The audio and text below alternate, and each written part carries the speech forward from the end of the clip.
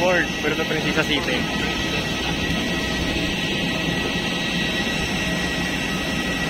Buti magandang panahon guys, hindi tayo na extend ng matagal dahil na unang extend tayo almost 3 hours.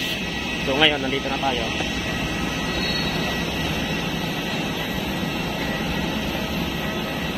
Yan. Kuha muna tayo ng bagis natin dahil hapon pa tayo sa last trip. Medyo alanganin na guys, nasa 40 minutes na lang. Pabiyahe pa tayo ng mga dito kasi sa Puerto Princesa, pumunta pa ng terminal sa Irawan. Dapat alas 6 makarating ako doon dahil yun ang last trip ng van. Okay.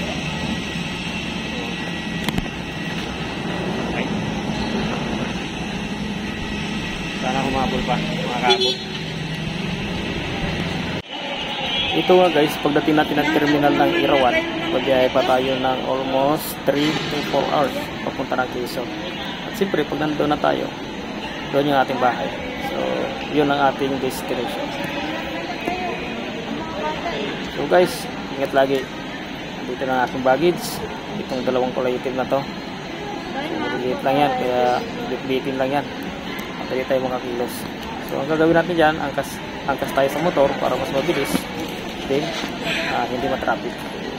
Bye-bye!